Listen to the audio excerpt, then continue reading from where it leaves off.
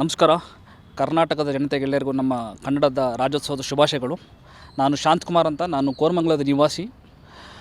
ಇತ್ತೀಚೆಗೆ ನಾವು ನನ್ನ ಮನೆಯವರು, ನಮ್ಮ ಪತ್ನಿಯವರು ನಾವು ಸ್ವಿಟ್ಜರ್ಲ್ಯಾಂಡ್ ಮೌಂಟ್ ಇಟ್ಲಿಸ್ಗೆ ಹೋಗಿದ್ರಿ. ಅಲ್ಲಿ ಪರ್ವತದ ಮೇಲುಗಡೆ 3260 ಮೀಟರ್ ಇರೋ ಪರ್ವತದ ಮೇಲುಗಡೆ ಕರ್ನಾಟಕ ಬಾವುಟವನ್ನು ಹಾರಿಸಿದ್ದು ನಮಗೆ ಹೆಮ್ಮೆ ಅಂತ ಅನಿಸಿತ್ತು.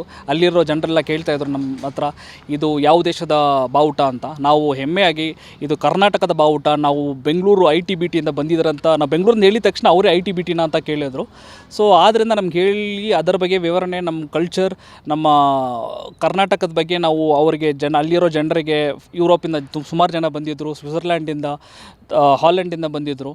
ಅಲ್ಲಿರೋರು, ಅಕ್ಕಪಕ್ಕ ಇರೋರು ಎಲ್ಲರೂ ಇದ್ರ ಬಗ್ಗೆ ನಾವು ನೋಡಿ ಅವರಿಗೆ ಕ್ಯೂರಿಯಸ್ ಆಗಿ ಇದ್ರ ಬಗ್ಗೆ ವಿಚಾರಿಸ್ತಾ ಇರುವಾಗ, ನಾವು ನಮ್ಮ ಕಲ್ಚರ್ ಬಗ್ಗೆ ಎಲ್ಲ ಅವ್ರಿಗೆ ವಿವರಣೆ ಮಾಡ್ತಾ ಇದ್ದಿರುವಾಗ ಅವ್ರಿಗೆ ತುಂಬ ಖುಷಿಪಟ್ಟರು. ಸೊ ಇದ್ರ ಬಗ್ಗೆ ವಿವರಣೆ ಕೊಡಿ ಅಂತ ನಾನು ಯೂಟ್ಯೂಬಿಂದ ಕೆಲವು ವೀಡಿಯೋಸು, ಅದರ ಬಗ್ಗೆ ಅವರಿಗೆ ನಮ್ಮ ಜನರ ಬಗ್ಗೆ, ಕರ್ನಾಟಕದ ಜನರು ಬೆಂಗಳೂರಲ್ಲಿ ಬಂದರೆ ಯಾವುದೇ ದೇಶದಿಂದ ಯಾವುದೇ ಭಾಷೆಯವ್ರು ಬಂದ್ಬಿಟ್ಟು ಇಲ್ಲಿ ನೆಲೆಸ್ಬೋದು, ಯಾವ ಕರ್ನಾಟಕದವರು ಬರೋರಿಗೆ ಹೆಂಗೆ ನೋಡ್ಕೊಳ್ತಾರೆ ಅಂತ ಅದರ ಬಗ್ಗೆ ನಾನು ವಿವರಣೆ ಕೊಡ್ತಾ ಇದ್ದೆ.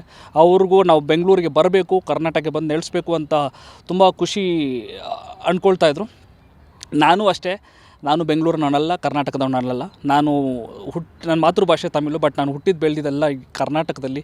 ಕನ್ನಡ ಜನತೆ ನನಗೆ ಅವರ ಒಬ್ಬ ಮನೆಯವನಾಗಿ ನನಗೆ ಬೆಳೆಸಿದ್ದಾರೆ, ನೀರು ಕೊಟ್ಟಿದ್ದಾರೆ. ಕಾವೇರಿ ನೀರು ಕುಡಿದ್ಬಿಟ್ಟು ನಾನು ಕರ್ನಾಟಕದಲ್ಲಿ ಇಷ್ಟು ವರ್ಷ ವಾಸ ಮಾಡ್ತಾಯಿದ್ದೀನಿ.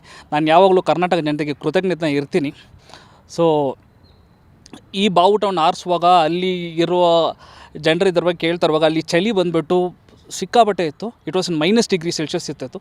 ಬಟ್ ಇದ್ರ ಬಗ್ಗೆ ನಾನು ಮಾತಾಡ್ತಾ ಇರುವಾಗ ನನಗೆ ಮೈ ಜುಮ್ ಅನಿಸ್ತು.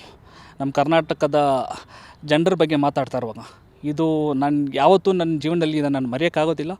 ನನಗೆ ಹೆಮ್ಮೆ. ಕರ್ನಾಟಕದ ಬಾವುಟವನ್ನು ಹಾರಿಸ್ತಾ ಇರುವಾಗ, ಕನ್ನಡದ ಬಗ್ಗೆ ಮಾತಾಡ್ತಾ ಇರುವಾಗ ಇದು ನನ್ನ ಜೀವನದಲ್ಲಿ ಯಾವತ್ತೂ ಮರೆಯೋಕ್ಕಾಗದೇ ಇರೋ ಒಂದು ಕೆಲವು ಕ್ಷಣಗಳು. ಸೊ ಈ ಕರ್ನಾಟಕ ರಾಜ್ಯೋತ್ಸವದಂದು ನಾನು ಇದನ್ನ ಬಗ್ಗೆ ಮಾತಾಡೋಕ್ಕೆ ನನಗೆ ಮತ್ತೆ ಆ ಮೆಮರೀಸ್ ಎಲ್ಲ ನನಗೆ ಮತ್ತೆ ಇದು ಬರ್ತಾಯಿದೆ. ನನಗೆ ಕರ್ನಾಟಕ ಜನತೆಗೆ ನಾನು ಯಾವಾಗಲೂ ಕೃತಜ್ಞತೆ ಇರ್ತೀನಿ. Thank you.